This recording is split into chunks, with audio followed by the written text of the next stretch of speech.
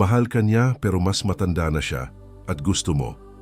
Kung nahanap mo ang video na ito ngayon sa eksaktong sandaling ito, hindi ito pagkakataon lamang. Bago ka umalis, bago ka magpatuloy, kailangan kong marinig mo ito ng may pansin. Dahil ang mangyayari sa susunod na mga minuto ay maaaring lubusang baguhin ang paraan ng iyong pagtingin sa lahat ng iyong pinagdadaanan. Alam ko na may mga tanong ka sa iyong puso. Alam ko na may mga gabi na ang katahimikan ay mabigat at nagtatanong ka kung nasa tamang landas ka. Pero may isang bagay na hindi mo pa alam, isang bagay na dinadala ng mga anghel para sa iyo ngayon. At maya-maya, maiintindihan mo kung bakit nangyayari ang pagkikitang ito ngayon, kung bakit nandito ka, kung bakit nandyan siya, at kung bakit lahat ng ito ay bahagi ng plano na mas malaki kaysa sa iyong iniisip.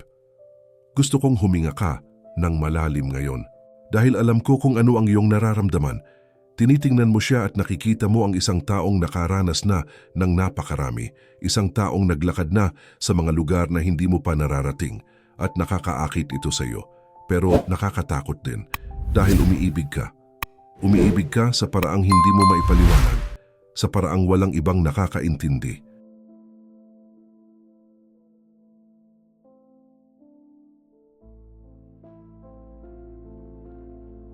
Pero sa parehong oras, may boses sa loob mo na bumubulong. Sapat ba ako? Nakikita ba niya ako sa paraang gusto kong makita? Ang pagkakaibang ito ba ay senyales na hindi dapat? At gusto mo talaga na magtagumpay ito. Gusto mo talagang maniwala na ang inyong pagmamahal ay mas malakas kaysa sa anumang hadlang. Pero may mga araw na dumarating ang pagod. May mga araw na nararamdaman mo na nag-iisa kang lumalaban, na naghihintay ka ng isang bagay na baka hindi dumating.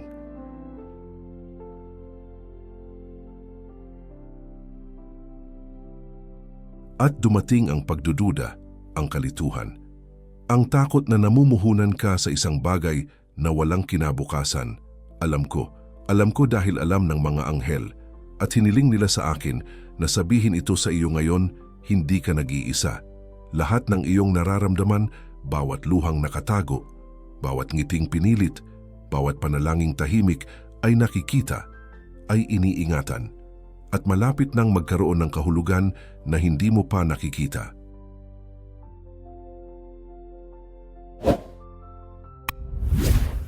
Dahil ang kwentong ito ay hindi lang tungkol sa iyo at sa kanya.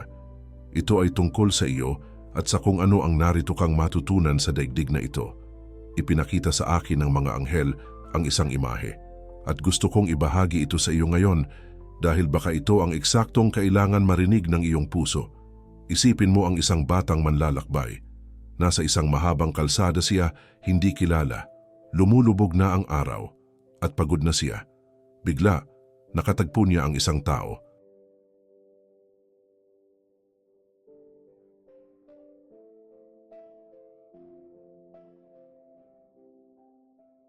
Isang lalaking mas matanda. Isang taong naglakad na sa parehong kalsadang ito ng maraming beses.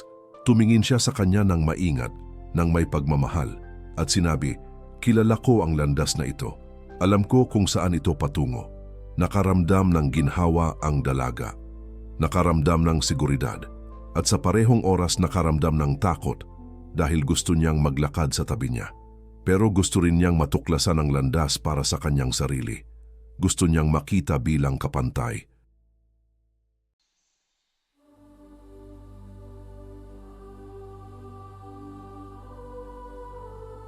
Hindi bilang isang taong kailangang gabayan, at nagtatanong siya sa sarili, mahal ba niya ako o gusto niya lang akong protektahan?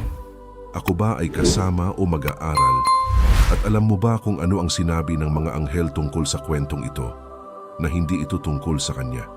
Ito ay tungkol sa iyo, tungkol sa kung ano ang iyong natutunang maging. Dahil mahal ko, ang pagkakaibang ito sa edad ay hindi hadlang. Ito ay salamin.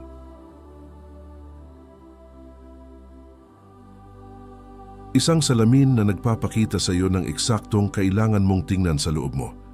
At alam ko na baka mukhang nakalilito ito ngayon, baka iniisip mo, pero gusto ko lang na mahalin niya ako. Gusto ko lang na magsama kami. At nauunawaan ko.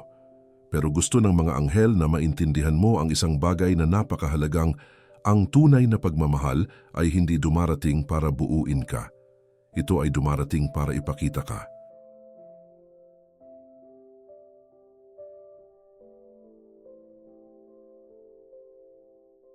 Lahat ng iyong nararamdaman kapag malapit ka sa Kanya, lahat ng kawalan ng tiwala sa sarili, lahat ng pagnanais na makita sa ibang paraan, lahat ng takot na hindi ka sapat, hindi ito tungkol sa Kanya. Ito ay tungkol sa iyo na hindi pa alam kung sino ka talaga. At alam mo ba kung bakit nagdala ang universo ng isang taong mas matanda sa iyong buhay? Dahil kailangan mong matutunan ang isang bagay na tanging karanasang ito lang ang makakapagturo sa iyo.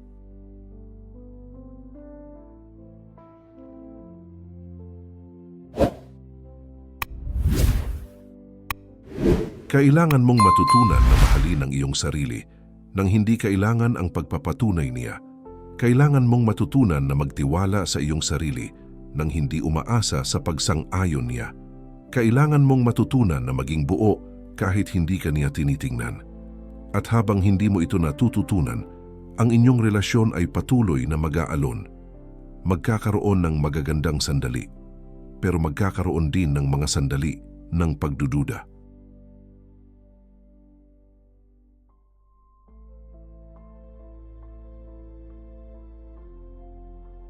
Magkakaroon ng mga araw na mararamdaman mo na minamahal ka, at mga araw na mararamdaman mo na di nakikita, at magtatanong ka, bakit ang hirap? Dahil mahal ko ang gusto mo sa Kanya sa katunayan ay isang bagay na ikaw lang ang makapagbibigay sa iyong sarili. At maya-maya ipapakita ko sa iyo kung ano ang gusto ng mga anghel na gawin mo. Pero una, may isang katotohanan na kailangan mong marinig. Huminga ng malalim.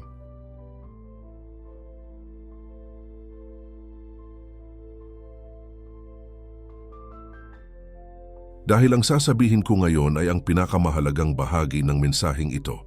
Ito ang dinala ng mga anghel para sa iyo. At kailangan kong huminto ka sa lahat ng iyong ginagawa. Patayin ang mga distraksyon at makinig. Dahil ang mensaheng ito ay hindi lang salita ng kaaliwan. Ito ay isang espiritual na utos. Ito ay isang panawagan. Isang panawagan para sa iyo na magising. Sinabi ng mga anghel ang sumusunod, handa na siya. Pero hindi niya pa alam.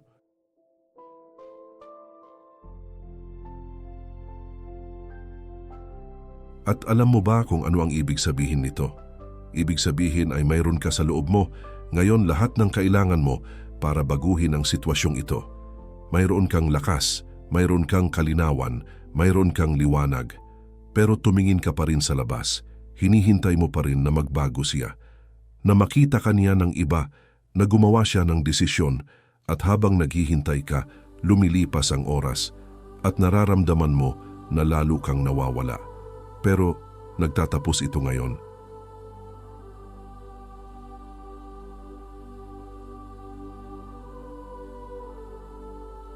Dahil nagdala ang mga anghel ng sagot at ang sagot na ito ay magbabago ng lahat.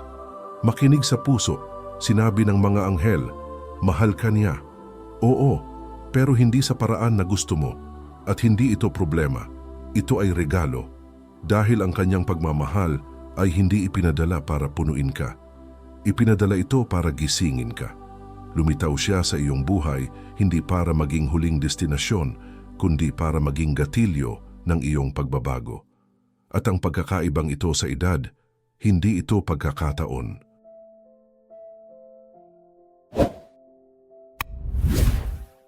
Ito ay simbolo. Isang simbolo na ikaw ay nasa transisyon.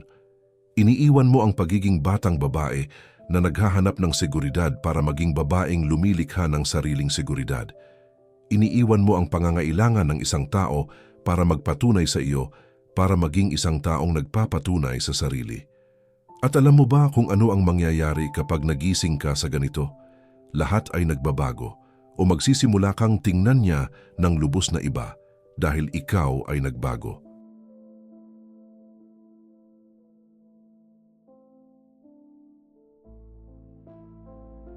O napagtanto mo na hindi mo na siya kailangan sa paraan na akala mo na kailangan mo. At doon, nakakalaya ka. Nakakalaya ka sa pagkabalisa, sa pagdududa, sa takot, at nagsisimulang mamuhay ng pagmamahal hindi bilang pangangailangan, kundi bilang malay na pagpili. Gusto ng mga anghel na malaman mo, hindi ka nahuhuli, hindi ka nagsasayang ng oras, wala kang ginagawang mali. Ikaw ay nasa eksaktong lugar kung saan dapat ka.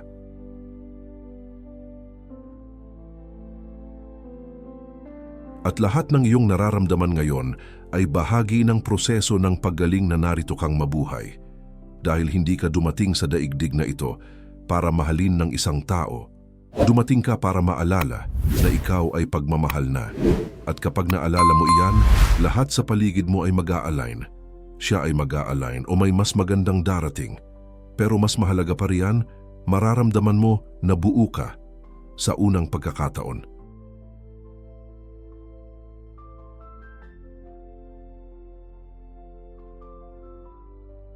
At alam mo ba kung ano ang hinihingi ng mga anghel na gawin mo ngayon? Nabitawan mo. Nabitawan mo ang pangangailangan na kontrolin. Nabitawan mo ang pagkabalisa sa pag-alam kung kailan.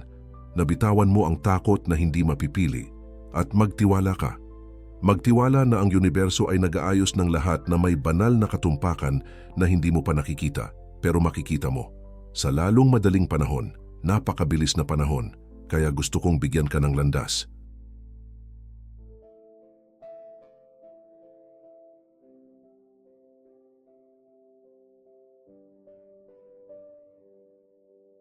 Isang praktikal na bagay, isang bagay na magagawa mo ngayon. Una, tumigil sa paghihintay. Tumigil sa paghihintay na magsabi siya ng isang bagay. Tumigil sa paghihintay na mapansin niya. Tumigil sa paghihintay na magbago ang mga bagay at magsimulang mabuhay. Mabuhay ang iyong buhay ng buong buo, na may saya, na may layunin, malaya sa kanya. Pangalawa, muling kumonekta sa kung sino ka.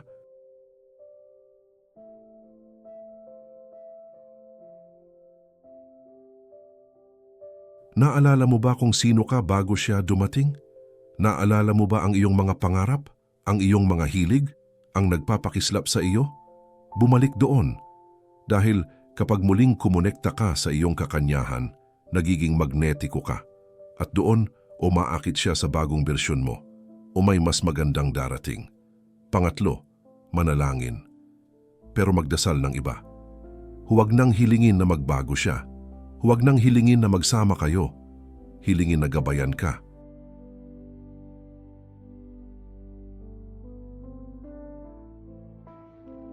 Hilingin na maihayag ang katotohanan. Hilingin na magbukas ang pinakamahusay na landas at magtiwala. Magtiwala na ang universo ay gumagana para sa iyong kapakinabangan, kahit tila kabaligtaran. At pang-apat, maging mapagpasalamat. Pasalamatan na dumating siya. Pasalamatan ang lahat ng iyong natutunan.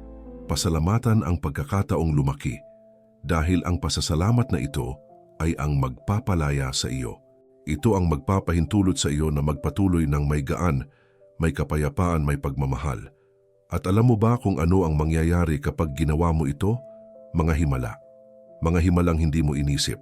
Mga pintong hindi mo alam na umiiral ay magbubukas. Mga taong hindi mo inaasahan ay darating. At titingnan mo sa likod at magpapasalamat. Magpapasalamat na nangyari ang lahat ng eksaktong nangyari. Kaya, mahal ko, kung nakarating ka hanggang dito, ito ay dahil ang mensaheng ito ay para sa iyo.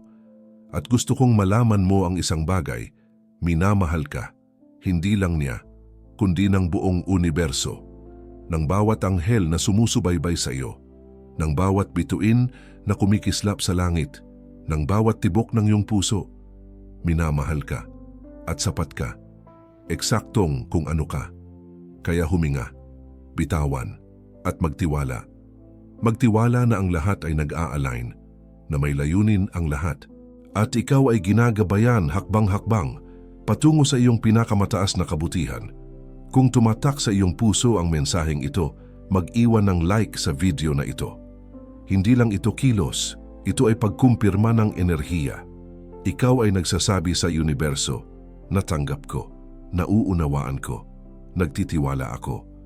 At kung naramdaman mo sa puso, isulat sa mga komento, tinatanggap ko, o ibahagi kung ano ang iyong naramdaman, kung ano ang ginising ng mensaheng ito sa iyo. Dahil bawat salita mo ay liwanag para sa isang taong kailangan ding marinig ito. At kung kilala mo ang isang taong dumadaan sa katulad nito, isang taong kailangan ng mensaheng ito ngayon, ibahagi ang video na ito. Dahil minsan, tayo ang anghel ng isang tao. Naway liwanagan ng mga anghel ang iyong landas, naway punuin ng kapayapaan ang iyong puso, at naway maalala mo, araw-araw, kung sino ka talaga. Isang makapangyarihang kaluluwa, isang puwersa ng kalikasan, isang minamahal na anak ng universo. At ang kwentong ito ay nagsisimula pa lamang. Namaste.